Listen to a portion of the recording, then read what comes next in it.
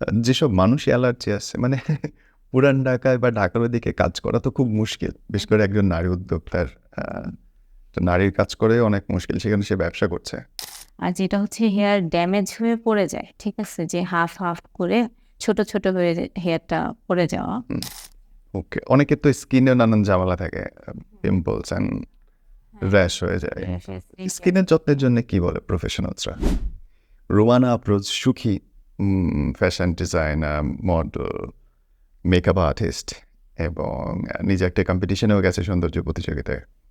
অনেক কিছু নিয়ে কাজ করছে। আমার অনেক ছোট, ছোট প্রশ্ন আছে। যেমন ধরো আমার নিজের মাথায় অনেক চুল পড়ে যাচ্ছে। এই এরকম সমস্যার সমাধান কি আসছে? হেয়ার ফল এটা আরকি একটা কমন একটা হচ্ছে গিয়ে হয়ে গেছে। প্রত্যেকেরই হচ্ছে সেম প্রবলেম হচ্ছে হুম, ইদানিং দেখা যাচ্ছে। আর সবচেয়ে এই কোয়েশ্চেনটা আরো বেশি আসে। ঠিক আছে? সবাই করে। সো এটা বলব যে প্রবলেম যেহেতু আছে সলিউশন তো অবশ্যই আছে। আমরা হচ্ছে হেয়ার ফলের জন্য কিছু হচ্ছে রুলস ফলো করলে হেয়ার ফল হয় না। কিছু কারণ আছে সেগুলো যদি একটু মেইনটেইন করে চলি তাহলে হেয়ার ফল হবে না। হুম। প্লাস পাশাপাশি আমরা একটু আয়ুর্বেদিক জাতীয় একটু প্রাকৃতিক কিছু আইটেম হেয়ার ইউজ করতে পারি। সেক্ষেত্রে হেয়ার ফল হলেও বন্ধ হয়ে যাবে। যেমন? যেমন অ্যালোভেরা, মেথি, আম এগুলো খাওয়া না মাথায় দেয়া? মাথায় দেয়া। পেস্ট করে দেন হচ্ছে হেয়ার প্যাক ইউজ করা। ওকে, যাতে স্কাল্পটা ভালো হ্যাঁ, হয়। স্ক্যাল্পটা ভালো থাকে। আর স্ক্যাল্প থেকে যদি হেয়ার ফল না হয়, তাহলে হচ্ছে হেয়ার ফল হওয়ার সম্ভাবনা থাকে না। আর যেটা হচ্ছে হেয়ার ড্যামেজ হয়ে পড়ে যায়, ঠিক আছে? যে হাফ, হাফ করে ছোট, ছোট হয়ে হেয়ারটা পড়ে যাওয়া। হুম, তো ওই ক্ষেত্রে হচ্ছে আমরা সিরাম বিভিন্ন সিরাম আছে ভালো ব্র্যান্ডের ওই সিরাম ইউজ করতে পারি। সিরাম যে শুধু হচ্ছে আমাদের হেয়ারটা শাইনিং এর কাজে লাগে তা না। এটা কিন্তু আমাদের হচ্ছে ড্যামেজ রিপেয়ার এর কাজেও লাগে। সো আমরা হেয়ার সিরামটাও ইউজ করতে পারি ওকে। অনেকের তো স্কিনেও নানান ঝামেলা থাকে। পিম্পলস অ্যান্ড র্যাশ হয়ে যায়। স্কিনের যত্নের জন্য কি বলে প্রফেশনালসরা?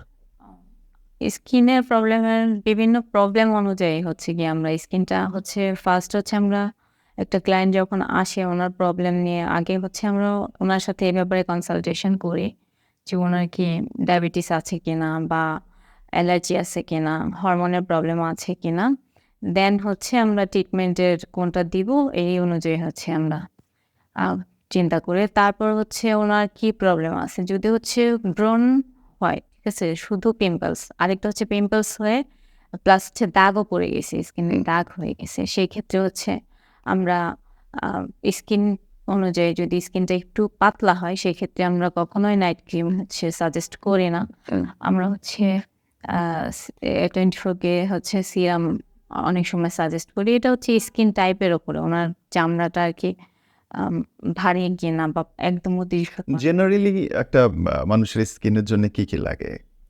কি, কি যত্ন করা উচিত? নরমালি হচ্ছে আমরা প্রতিদিন হচ্ছে ফেস ওয়াশ ইউজ করতে হবে মাস্ট এটা। তারপর হচ্ছে আমরা প্রতিদিন রাত্রে হচ্ছে স্কিনটা প্রিপেয়ার রাখার জন্য দেখা যায় ভালো যে অল টাইম হচ্ছে আমরা প্রোডাক্ট ইউজ করতে পারি। মেকআপ প্রোডাক্ট ইউজ করতে পারি। প্রিপেয়ার্ড রাখা আরকি স্কিন টোনের জন্য। সেজন্য হচ্ছে আমরা স্কিনটা পরিষ্কার রাখবো অলওয়েজই। ঠিক আছে? দিনে মিনিমাম ৫ থেকে ৭ বার হচ্ছে ওয়াশ। ধুইতে? তাহলে তো মুখের চামড়ায় উঠে যাবে।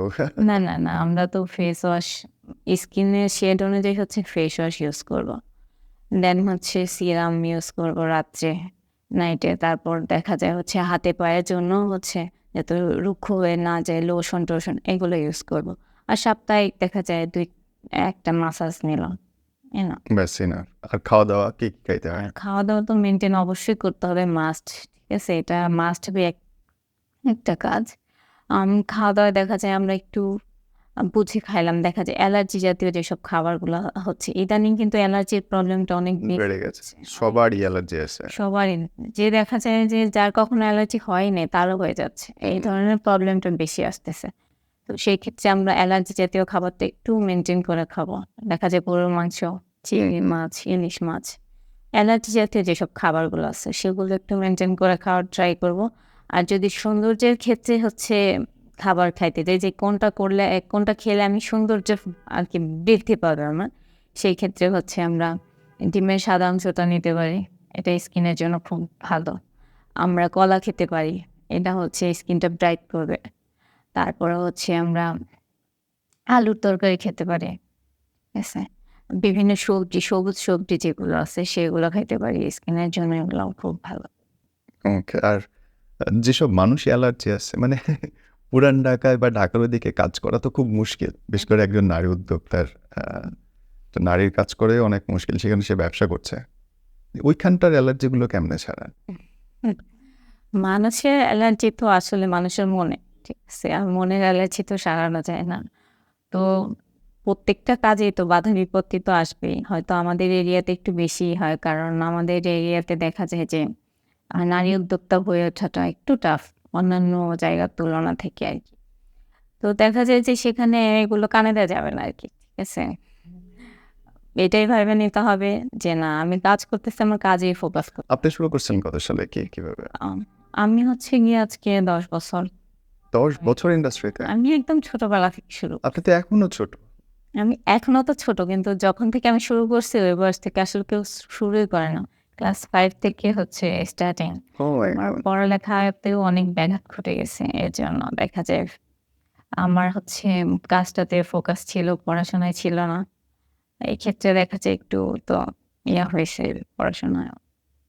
মানে যে বয়সে খেলার কথা তখন আপনি হ্যাঁ, ব্যবসায় তখন নেমে গেছেন। হচ্ছে না তখন ব্যবসা নেইনি যদিও। ব্যবসা তো এর পরে দেখা যায় তখন কাজ শেখা, বিভিন্ন কোর্স কমপ্লিট করা, বিভিন্ন জায়গাতে জব-টব করা। তারপরে হচ্ছে আপনি তো এনএসডিএ থেকে কোর্স করছেন certification national skill development authority যেটা বাংলাদেশে। মেকআপের উপরেই করে আপনার। হ্যাঁ, এটা মেকআপ না শুধু এটা আপনার ৬ টা সেকশনে হইছে। আপনার makeup, hair style, hair cut, আপনার থ্রেডিং এর উপরে, ম্যানিকিউর, পেডিকিউর আর হচ্ছে আপনার ইসের উপরে হইছে। এই মানে ফুল পার্লার প্যাকেজ যেটা। ফুল পার্লার প্যাকেজ যেটা আরকি। ওকে। আপনি তো এর মধ্যে মডেলিংও শুরু করেছেন এবং বিউটি কম্পিটিশনেও যাচ্ছেন দেখি। বিউটি হ্যাঁ। কম্পিটিশন এক্সপেরিয়েন্স কেমন? বিউটি কম্পিটিশন আসলে হ্যাঁ, আমার জয়েন করা হয়েছিল। আমি ওইখানে মূলত হচ্ছে মেকআপ আর্টিস্ট হিসেবেই কিন্তু যাওয়া হয়েছিল। তো হ্যাঁ। ওখানকার হচ্ছে মডেল যারা ছিল তাদের কমপ্লিট করার পর জাজেস যারা ছিলেন তাদেরকেও হচ্ছে আমার মেকআপ রুমে আসছে মেকআপ নিতে। তো ওনারা দেখে বলতেছে যে, "তুমি তো হচ্ছে আমাদের কম্পিটিশনে হচ্ছে নিতে পারো। ঠিক আছে? প্রতিযোগী হও না।" দেখি আমরা তো নিজে থেকে বললাম তোমারে। এখানে আরো অনেক কন্টেস্ট্যান্ট আছে। সো এদের মধ্যে থেকে আমার দেখে মনে হয়েছে যে না তোমার মতো মেয়ে যাওয়া উচিত। তো আসলে সবার ইন্সপিরেশনেই আসলে আমি ইন্সপায়ার্ড। ঠিক আছে? আসলে যে সবাই একটা ব্যাপার এক্সপেক্ট করতেছে আমার থেকে সেক্ষেত্রেই আসলে আমার যাওয়া। তো গেলাম, অডিশনও দিলাম। এটা দেন মনে হচ্ছিল যে অন্যদের সাজাইতে গিয়ে নিজেই নিজে হ্যাঁ, ওইদিন আসলে ব্যাপারটা আমার জন্য আরকি গড গিফটেড হয়ে গেছে। ঠিক আছে? নাইস। আসলে সুখী যদি কেউ খুঁজতে চায় তোমার পার্লার বা যেতে চায় অ্যাড্রেস আর পেজ নাম্বার অ্যাড্রেস পেজ আছে। আমি হচ্ছে পেজের লিঙ্কটা দিয়ে দিব না? বলেন আর ওকে। হচ্ছে পেজের নাম হচ্ছে রোমানা গোল্ডেন বিউটি পার্লার। আমার নামেই খোলা। Romana golden beauty parlour. হ্যাঁ, গোল্ডেন বিউটি পার্লার। ওকে। রোমানা তো আমার নাম। গোল্ডেন কার নাম তাইলে? গোল্ডেন নাম না, এটা হচ্ছে একটা কি বলে পার্লার এটা একটা মানে ইউ লাইক গোল্ড? হুম। ওকে। আর হচ্ছে অ্যাড্রেস হচ্ছে আমিরাবাগ, জিঞ্জিরা, কেরানীগঞ্জ আরকি। কেরানীগঞ্জের জিঞ্জিরার পাশেই হচ্ছে আমার পার্লারটা। কি বাগ? আমিরাবাগ। আমিরাবাগ। আমিরারা থাকতো। Hamira Khatun. Rohana thank you. Wish you all the best. আমরা দোয়া করি তোমার উজ্জ্বল ভবিষ্যতে জন্য। Thank you. অলওয়েজ দোয়া করবেন। আর এভাবে কাজ করে যেতে চাই, অনেক দূর আগে যেতে চাই। অ অবশ্যই আমার জন্য দোয়া রাখবেন।